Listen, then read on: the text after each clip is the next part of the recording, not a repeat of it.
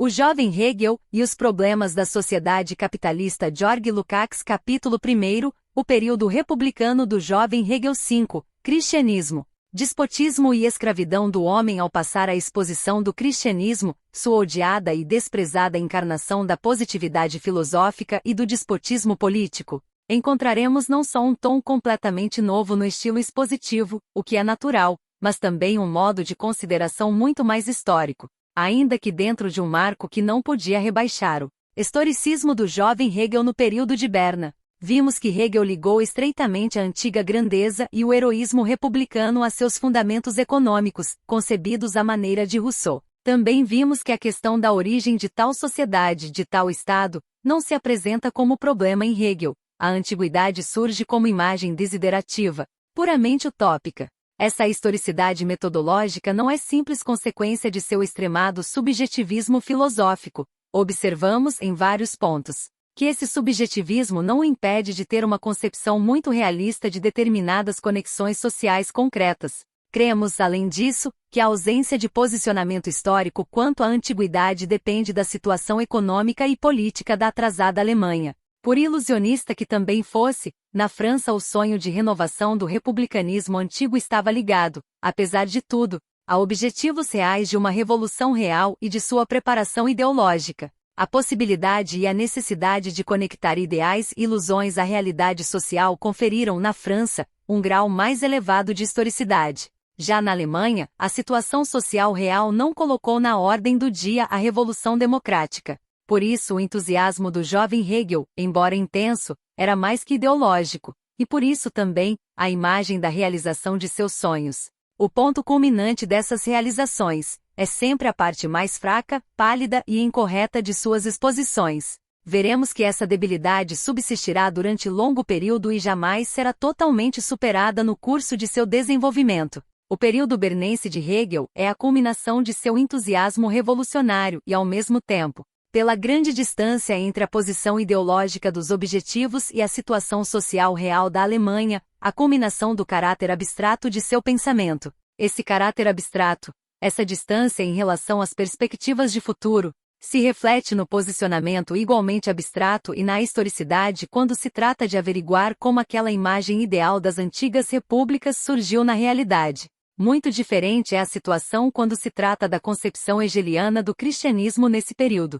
Aqui, o posicionamento histórico segue em linha reta o entusiasmo revolucionário do jovem Hegel. Quanto maior seu entusiasmo pela vida antiga e mais evidente o contraste com a mesquinhez do desenvolvimento posterior, quanto mais a vida cristã moderna pesa sobre esse contraste, tanto mais enérgica, concreta e historicamente determinada torna-se a questão. Como pôde sucumbir uma sociedade tão bela e digna do homem, abrindo espaço a um mundo humano miserável?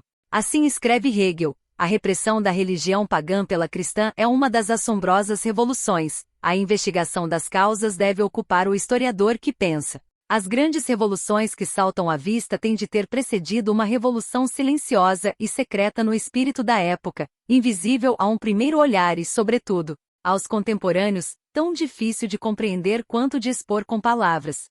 O desconhecimento dessas revoluções do mundo espiritual faz com que seu resultado pareça assombroso. Uma revolução na qual uma antiga religião autônoma é substituída por outra estrangeira, e que se realiza diretamente no reino do espírito da época. Como pode ser desprezada uma religião que havia séculos se estabelecera nos estados e estava entrelaçada intimamente com a constituição política?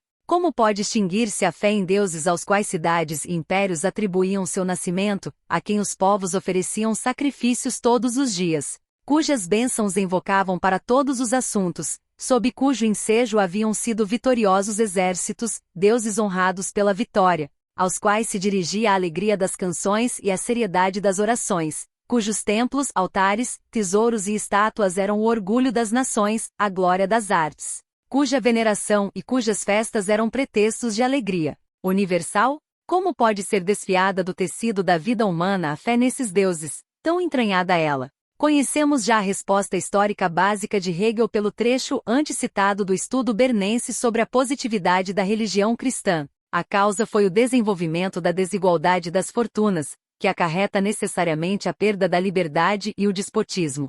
Tese de Hegel em diálogo com predecessores franceses e ingleses. Tampouco aqui ele alcança a concretização histórica de um Gibbon, um Ferguson, um Montesquieu ou um Rousseau. Assim, quando afirmamos que para a origem do cristianismo, o jovem Hegel mostra mais historicismo do que ao tratar das antigas repúblicas, isso se entende naturalmente, dentro dos limites da época. Esse sentido histórico do problema aparece sobretudo no fato de que, para explicar o domínio do cristianismo, Hegel não procura a explicação diretamente na história do surgimento dessa religião, mas na história da decadência dos estados antigos. Parte da necessidade social de uma religião correspondente ao novo estado de decadência da liberdade, correspondente ao despotismo, e explica a vitória do cristianismo pelo fato de ele satisfazer tais necessidades.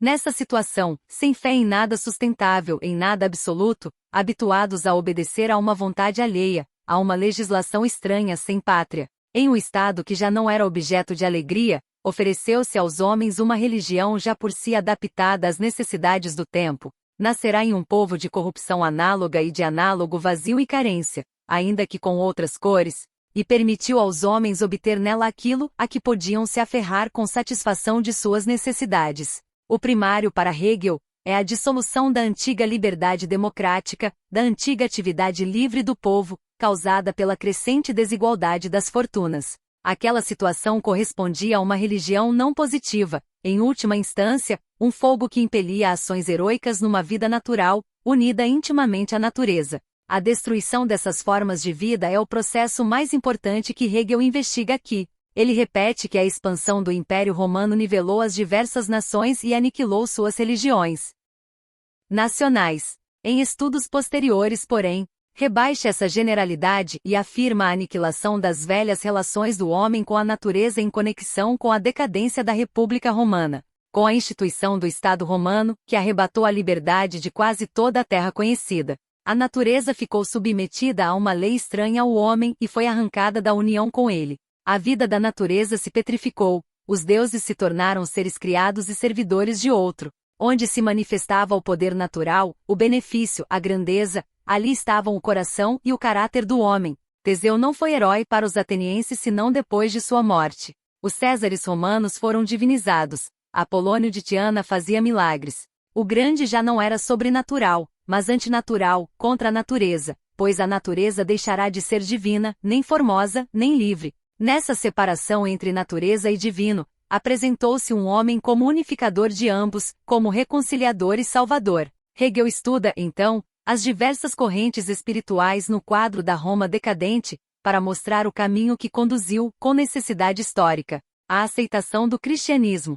Após a catástrofe da liberdade romana e grega, quando o homem perdeu o domínio de suas ideias sobre os objetos, cindiu-se o gênio da humanidade. O espírito da multidão corrompida disse aos objetos: "Sou vosso, tomai-me." Lançou-se à corrente dos objetos, deixou-se arrastar por eles e sucumbiu em suas mudanças. Segue-se a análise de correntes espirituais que se opuseram a esse curso, e Hegel percebe, com notável penetração para a época, que apesar da oposição, elas não podiam alterá-lo. Por essa estrutura explica, por exemplo, que os estoicos romanos tardios se afastaram da vida real. É característico que nesse período, o filósofo não se ocupe dos epicuristas nem dos céticos. O estudo do ceticismo grego só em Iena atingirá alto nível de compreensão, enquanto com Epicuro Hegel nunca alcançou relação adequada. Em seguida, mostra como o sentimento de impotência levou a admitir a existência de objetos imperceptíveis aos sentidos, a adoração desses objetos e as correntes trágicas em geral, das quais já havia uma via direta para o cristianismo.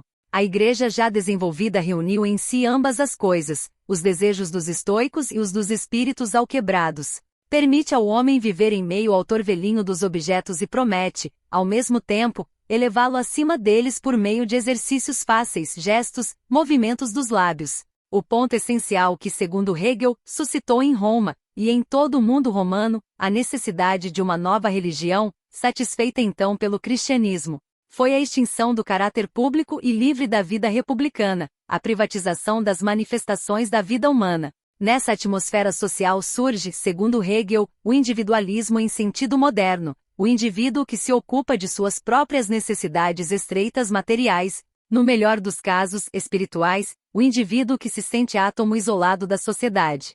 cuja atividade social é uma pequena engrenagem de uma máquina gigantesca e nada mais pode ser, uma máquina cuja totalidade, finalidade e meta o indivíduo não pode nem quer perscrutar. O individualismo moderno é, pois, também produto da divisão social do trabalho. Em tal sociedade surge a necessidade de uma religião privada, uma religião da vida privada. Pelos apontamentos de Tubinga sabemos que o jovem Hegel viu nesse caráter privado o momento decisivo do cristianismo. Diferentemente das antigas religiões, sempre dirigidas ao povo inteiro, é característico do cristianismo dirigir-se ao indivíduo, a salvação, a redenção e a bem-aventurança do indivíduo. Hegel, entretanto, coloca outra questão histórica. O cristianismo recebido da Roma imperial não é idêntico ao cristianismo originariamente fundado por Jesus, segundo a forma como essa fundação nos foi transmitida por determinadas partes do Novo Testamento. Essa contraposição é antiquíssima na história das religiões. Já nas seitas revolucionárias da Idade Média se opunham às doutrinas originárias de Jesus às da Igreja Católica, e se via no abandono daquelas a causa da decadência do cristianismo. Essas ideias continuaram importantes entre partidários de Thomas Munzer e na ala mais radical dos puritanos na Revolução Inglesa. Encerrada essa revolução, encerra-se também a época em que doutrinas e narrações do Velho e do Novo Testamento são usadas como bandeiras ideológicas por grupos políticos radicais.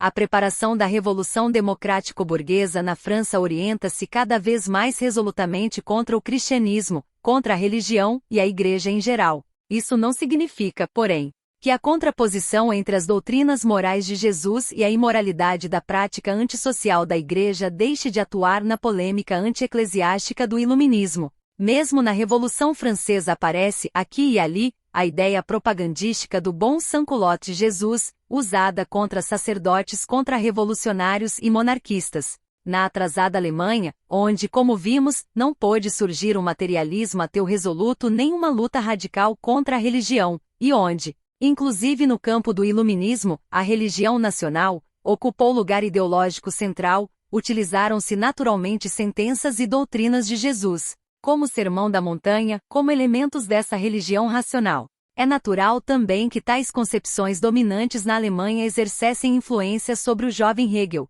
Esse posicionamento alemão contribuirá, como veremos no capítulo seguinte, para reforçar sua perspectiva de desenvolvimento da humanidade no curso da crise de Frankfurt, levando-o a conceber o fundador do cristianismo como figura trágica da história universal. Em Berna, sua simpatia por Jesus significativamente menor.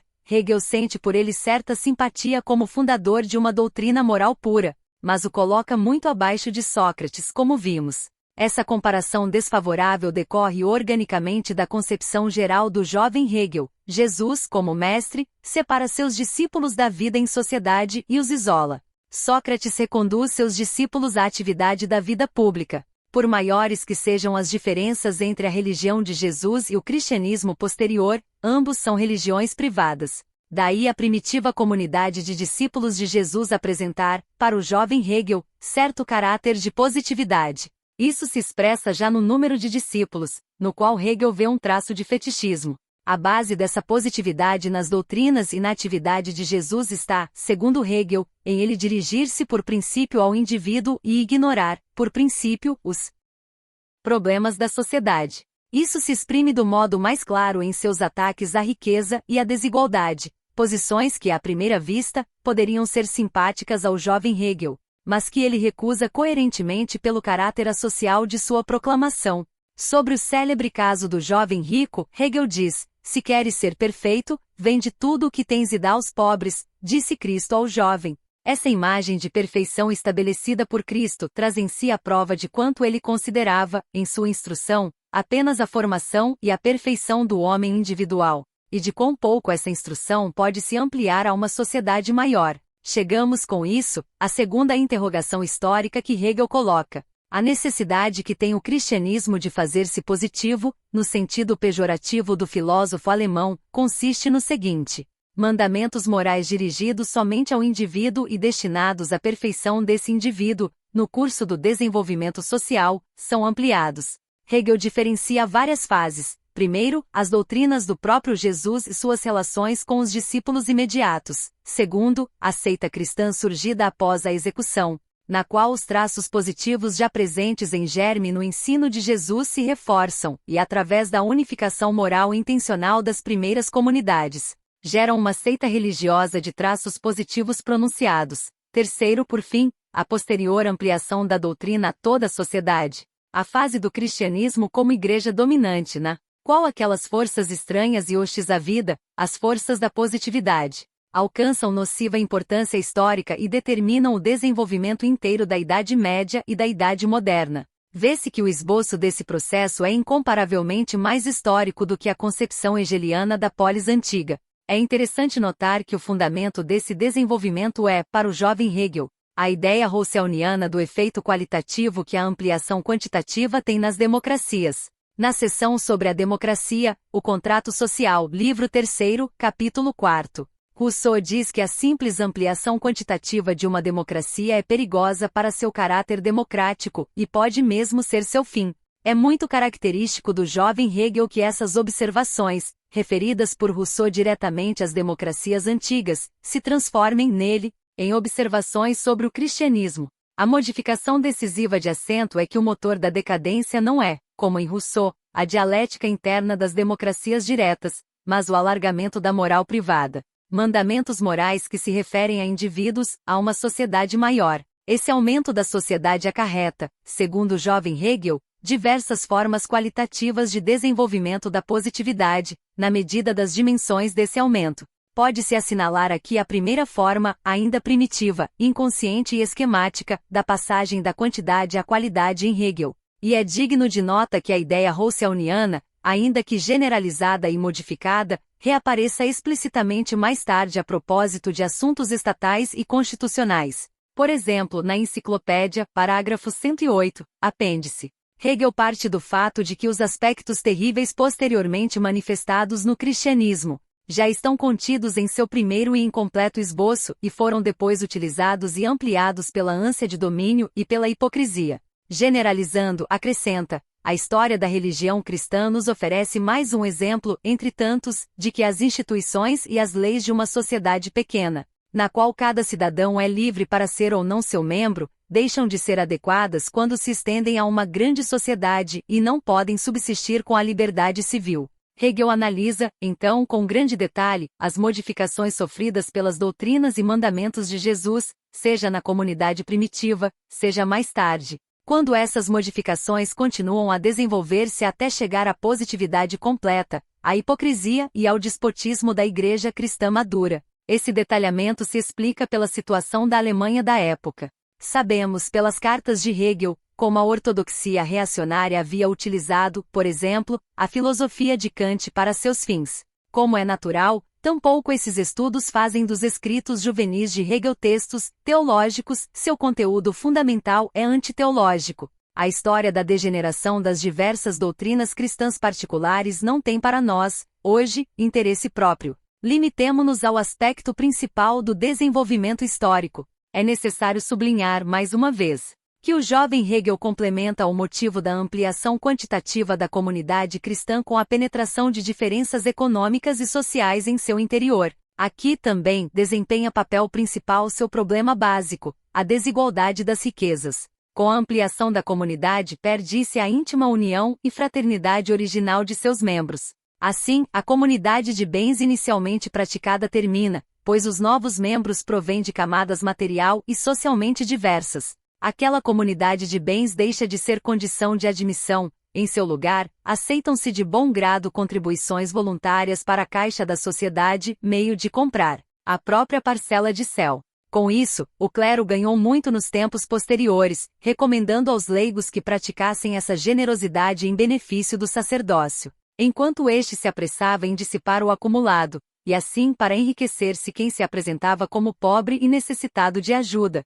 Converteram em mendigos a outra metade dos homens. Do mesmo modo, a igualdade primitiva converte-se em hipocrisia, em dogma religioso positivo. A teoria se conserva no enunciado inteiro, mas acrescentasse astutamente que essa igualdade vale aos olhos do céu, motivo pelo qual não é preciso considerá-la nesta vida terrena. Todos os costumes e cerimônias do cristianismo, desse modo, tornam-se positivos comédias desumanas que ignoram, hipocritamente, a verdadeira situação dos homens que delas participam. A ceia, o banquete eucarístico, foi originalmente a despedida do Mestre com seus discípulos. Depois, tornou-se festa comemorativa do amado Mestre morto, e a igualdade e fraternidade dos discípulos eram o problema decisivo religioso-moral. Mas essa confraternização foi se extinguindo à medida que, no curso da universalização do cristianismo, se produzia uma desigualdade crescente entre os cristãos, desigualdade que a teoria recusava, mas que permanecia na prática.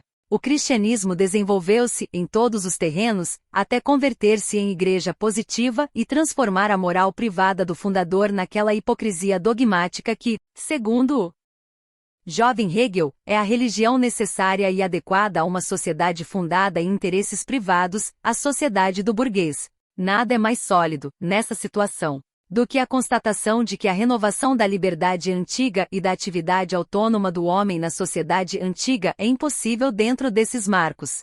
Os intérpretes imperialistas do desenvolvimento do jovem Hegel costumam aduzir, triunfalmente, que ele estudou detidamente a história da Igreja, de Moschein. Nem disso se extrai argumento para um caráter teológico em Hegel. Ele recusa toda tentativa de superar, por vias religiosas cristãs, a positividade do cristianismo. Considera-a sem perspectivas. É evidente que na história, surgiram tardiamente seitas com tal propósito, e o estudo de Moschein o levou à conclusão negativa. Referindo-se a esse autor, Hegel fala dos homens que aparecem de tempos em tempos com o intuito de vencer a positividade cristã mediante retorno à modalidade original. O destino de tais esforços é claro: se não guardam sua fé para si, convertem-se em fundadores de uma seita que ou é reprimida pela Igreja, ou se amplia. E, na medida em que se afasta de sua fonte, nada lhe resta senão as regras do fundador, que deixam de ser chaves da liberdade e se tornam estatutos eclesiásticos,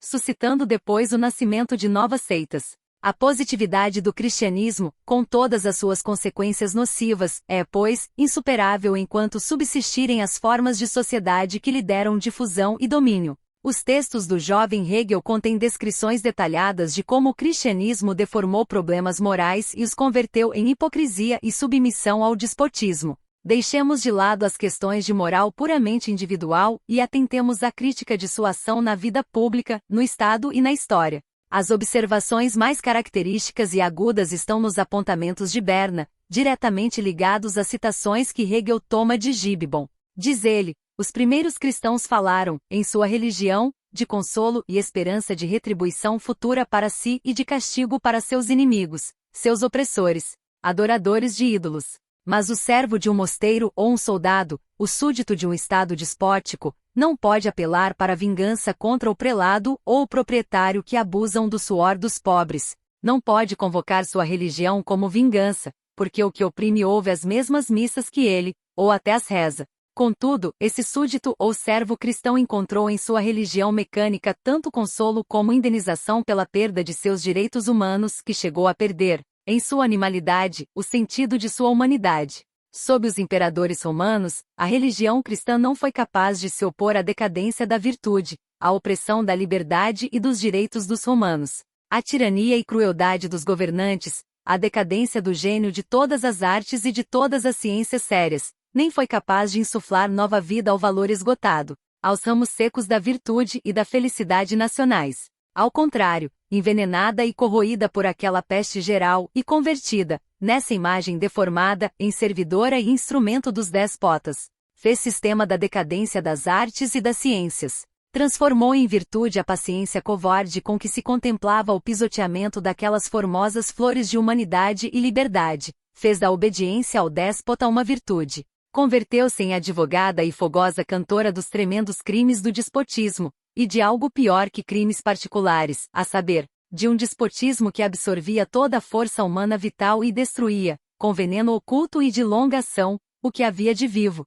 Hegel traça esse quadro sombrio não só para Roma decadente, mas para toda a história medieval e moderna. Em outro lugar, falando da eficácia histórica da religião cristã, afirma: quão pouco ela foi capaz de elevar-se acima da corrupção de todos os estamentos, da barbárie dos tempos, dos grosseiros preconceitos dos povos. Os inimigos do cristianismo, que liam com coração cheio de sensibilidade humana a história das guerras de conquista, do descobrimento da América, do tráfico de escravos, E não apenas essas histórias brilhantes em que a religião cristã desempenhou papel de destaque, mas a longa cadeia de podridão dos príncipes e de vergonha das nações, e que ao ler, sentiam o coração sangrar, para depois ouvir as pretensões dos mestres e servidores da religião quanto à utilidade geral dela, e outras declamações semelhantes, tinham necessariamente de se encher de ódio amargo à religião cristã. De modo semelhante, Hegel trata os efeitos da religião cristã em todos os períodos e terrenos de sua influência histórica. Sublinha, por exemplo, que os países nos quais a influência da Igreja é mais forte, como o Estado Pontifício ou Nápoles, são, política e socialmente, os mais decadentes da Europa. E em certa passagem, formula gravemente a acusação repetida contra a Igreja. A Igreja ensinou a desprezar como excrementos a liberdade civil e a liberdade política, em comparação com os bens celestiais, e mesmo com o simples gozo da vida. Assim, o cristianismo produziu, durante seu domínio, um rebaixamento de toda a humanidade e converteu-se no principal apoio do arbítrio despótico e da reação mais sinistra. Para o jovem Hegel, não se trata de excessos particulares de senhores eclesiásticos ou seculares. Tais efeitos decorrem da íntima essência do cristianismo, de sua positividade. Pelas citações anteriores, nas quais o filósofo compara a mesquinhez do cristianismo com a moral heroica dos antigos, vimos claramente como, sendo religião da vida privada e dos interesses privados, e dirigindo-se ao indivíduo, o cristianismo tinha de destruir as virtudes superiores dos antigos. Produz, então, uma concepção de mundo na qual todo heroísmo e todo sacrifício do interesse próprio pelo bem comum se tornam objetos de ridículo. O jovem Hegel recusa também as mais sutis satisfações do individualismo como manifestações de egoísmo pequeno-burguês. Condena especialmente a fé na imortalidade da alma, a fé na eterna bem-aventurança individual. Lembremos suas palavras sobre o heroísmo dos antigos republicanos, que por dissolverem sua vida na comunidade republicana, não necessitavam nem buscavam imortalidade individual. O fundamento desse heroísmo era a atividade autônoma do povo nas antigas repúblicas. Indicamos que Hegel imaginava tais repúblicas como sociedades sem classes. Em contrapartida, como se depreende das últimas passagens, ele põe o cristianismo em íntima relação com a estratificação estamental da sociedade, e considera especialmente o clero como estamento definido. Essa divisão estamental, Hegel compara às vezes o sacerdócio aos grêmios medievais, refere-se, para ele, a todos os interesses materiais e espirituais da sociedade. Já vimos como descreve a transformação do princípio da comunidade de bens em enriquecimento egoísta dos mosteiros, processo, para ele, historicamente necessário. Em outro ponto, fala longamente da ativa independência de um povo ainda não dividido em estamentos e contrapõe a isso o clero cristão como depositário das lendas, monopolista de verdades religiosas. Esse monopólio é também meio pelo qual o sacerdócio consegue exercer domínio próprio e apoiar o poder secular. O fato de que mitos e lendas do cristianismo sejam estranhos aos povos da Europa aumenta, para Hegel, tanto o poder desse monopólio quanto seu caráter inimigo da liberdade. Sob o domínio da religião positiva cristã, os homens vivem num mundo social que lhes aparece como dado, insuperável, plenamente estranho. A missão histórica da religião positiva cristã resume-se, segundo o jovem Hegel, em quebrar no homem a vontade de ter atividade própria e de viver numa sociedade de homens livres. Por isso, ele diz, a título de resumo sobre a função social da religião cristã, a divindade que a religião cristã apresentava se colocava além da esfera de nosso poder e de nossa vontade, não, porém, de nosso implorar e pedir. Assim, a realização de uma ideia moral não poderia ser senão objeto de desejo, e não de vontade. Os primeiros difusores da religião cristã suscitaram esperança em tal revolução, uma revolução que um ser divino deveria realizar, enquanto os homens se comportavam com toda passividade. E quando com o passar do tempo aquela esperança desapareceu por completo, os cristãos se contentaram em esperar tal revolução do todo para o final dos tempos. Vê-se com clareza que o ódio e o desprezo de Hegel pela religião positiva, o cristianismo, tem como fonte mais profunda seu entusiasmo pela revolução. Precisamente porque o jovem Hegel representa a revolução de modo puramente idealista, como realização da razão prática reinterpretada com sentimento social. A vontade desempenha papel decisivo em suas ideias. A vontade é, para ele, não apenas princípio do prático, mas também o absoluto. Tudo depende dela. A grandeza das antigas repúblicas subsistiu enquanto os homens quiseram livremente. Ao converter a vontade livre e ativa em desejo passivo e humilde, o cristianismo pôde, e teve de o dominar sob o despotismo do mundo. Hegel via, sem dúvida, motivos sociais e históricos para essa transformação da vontade em mero desejo. Contudo, por ser um pensador alemão, e porque na Alemanha não eram visíveis, então, forças objetivas que impulsionassem uma revolução democrática, sua esperança revolucionária utópica teve de concentrar-se numa vontade idealisticamente posta e hipertrofiada. A religião torna-se, naturalmente, o motor central do movimento histórico concebido nesse quadro idealista. Por isso, a positividade religiosa é, para o jovem Hegel, o obstáculo decisivo à liberdade da humanidade, o alvo contra o qual, como Voltaire, ele brada: "Ecrasis ele infame". Conscientemente, ele resume suas concepções sobre a religião e seu papel histórico do seguinte modo: assim o despotismo expulsou, dos princípios romanos, o espírito do homem da face da terra, a privação da liberdade obrigou o homem a cobiçar seu eterno e seu absoluto na divindade, e a miséria produzida por aquela privação o obrigou a esperar e buscar a felicidade no céu. A objetividade da divindade caminhou passo a passo com a corrupção e a escravidão do homem, e aquela objetividade não é, propriamente, senão revelação e manifestação do espírito do tempo. O espírito do tempo se revela na objetividade de seu Deus quando este é situado em um mundo alheio ao nosso, território no qual não tomamos parte, onde nada podemos construir ou plantar com nosso esforço, e onde, no máximo, algo pode ser obtido por oração ou feitiçaria. Quando o homem se tornou um não-eu e sua divindade, outro não-eu, então a divindade tinha de deixar de ser algo subjetivo e reduzir-se inteiramente a objeto. E aquela inversão e perversão das máximas morais permaneceu fácil e consequentemente justificada pela teoria. Tal é o sistema de toda a Igreja. Resta examinar um aspecto da crítica hegeliana ao cristianismo, a reconciliação com a realidade. Esse problema nos interessa sobretudo porque nele aparece, com especial crueza, a oposição entre o jovem Hegel e seu desenvolvimento posterior. Hegel trata várias vezes do assunto, com expressões duríssimas, no seio dessa humanidade corrupta, que tinha de se depreciar moralmente diante de si. Surgiu e foi necessariamente aceita a doutrina da corrupção da natureza humana. Essa doutrina satisfazia ao orgulho, ao permitir descarregar a culpa pessoal, e era capaz de dar, no próprio sentimento da miséria, uma ponta de orgulho.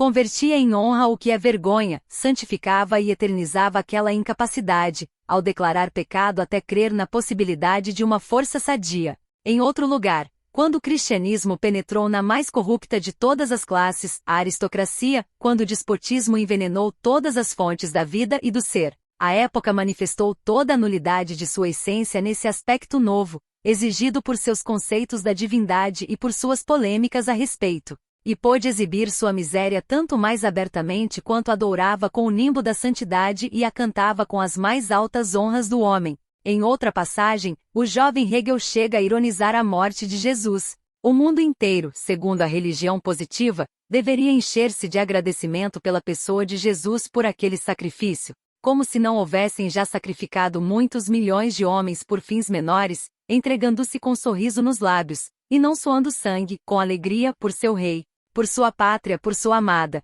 É preciso ver como teria morrido nada menos que pela humanidade em geral. E ainda, para um povo nessa situação, tinha de ser bem-vinda uma religião que, sob o nome de obediência e sofrimento, fazia da impotência moral e da desonra dos pisoteados a virtude suprema. Graças a essa operação, os homens puderam contemplar, com alegre assombro, como o desprezo alheio e o sentimento da própria vergonha se convertiam em tranquilidade e orgulho. Multiplicamos as citações do jovem Hegel para que o conhecedor de suas ideias posteriores possa apreciar toda a distância que separa o jovem filósofo de sua atitude madura.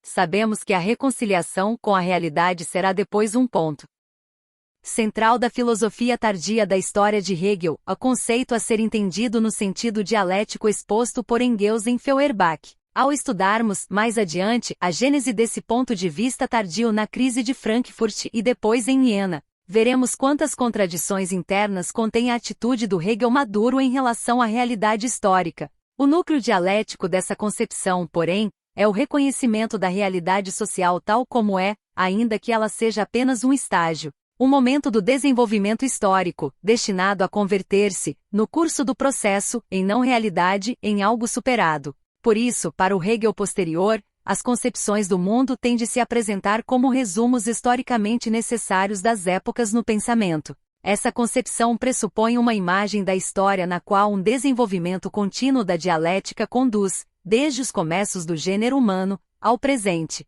A reconciliação no Hegel posterior é uma categoria que exprime a independência do curso objetivo da história em relação aos esforços e às valorações morais do homem que age nesse processo. As diversas concepções do mundo e religiões aparecem, então, como resumos mentais de um período determinado. Daí Hegel recusar a valoração puramente moral delas, o que não significa que não tome atitude alguma. O momento decisivo para o Hegel maduro está em cada religião e concepção do mundo enquanto expressão de um período, e não como no jovem Hegel, na relação delas com uma moral eterna e suprahistórica. Nesse sentido, a reconciliação representa um grande passo adiante no desenvolvimento do sentido histórico de Hegel. Esse desenvolvimento, entretanto, é contraditório. A aplicação da categoria de reconciliação significa também uma reconciliação real com tendências miseráveis e retrógradas do passado e do presente. Leva ao embelezamento cortês de instituições reacionárias do presente alemão, conduz ao abandono de toda luta e de toda crítica real, especialmente frente ao cristianismo. O ganho histórico-científico, superar a mera indignação moral do período de Berna, paga-se, em Hegel, com perdas consideráveis no caráter progressista de seu pensamento. O jovem Hegel ainda não vê caminho objetivo historicamente necessário que conduza ao presente real. O presente real é para ele a grande maravilha da Revolução Francesa, a ilusória renovação da antiga liberdade democrática.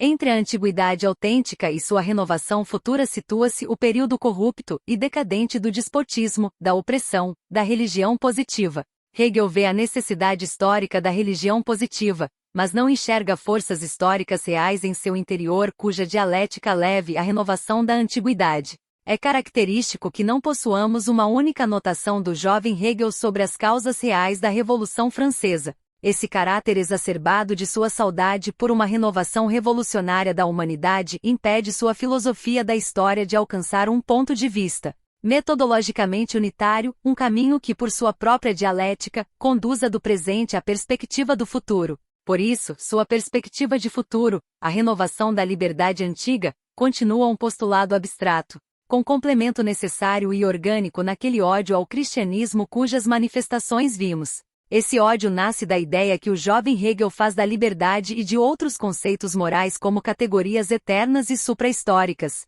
Em sua opinião, o cristianismo justamente conclui essas verdades eternas da moral, perverte-as e coloca o falso halo da santidade sobre o que é eternamente recusável. O jovem Hegel descarrega todo o seu ódio revolucionário contra essa perversão de conceitos morais. Seria incorreto qualificar como simples progresso o amadurecimento de Hegel. Não há dúvida de que seu caminho à maturidade inclui enormes progressos, precisamente na concepção da história. Contudo, porque se afastou dos ideais revolucionários da juventude, Hegel pôde converter-se na figura culminante do idealismo alemão e pôde apreender a necessidade do desenvolvimento histórico e a metodologia adequada para compreendê-lo, com toda a profundidade e verdade possíveis sobre base idealista. No fato de que esse amadurecimento só pôde ocorrer à custa da renúncia aos fins da Revolução Democrática exprime-se em Hegel o caráter trágico do atraso social e econômico da Alemanha. Marx e Engels assinalaram repetidamente que até os maiores alemães da época sucumbiram em sua luta contra a miséria teutônica, que até um gigante como Goethe pôde ser, ora colossal, ora medíocre. Hegel tampouco pôde escapar a esse destino. E ao considerarmos o desenvolvimento posterior de suas concepções até a grandiosa forma em que apresentou, como método unitário, a dialética idealista, é preciso recordar essa cisão do desenvolvimento alemão em geral, cisão que fez também de Hegel uma figura, ora colossal, ora medíocre.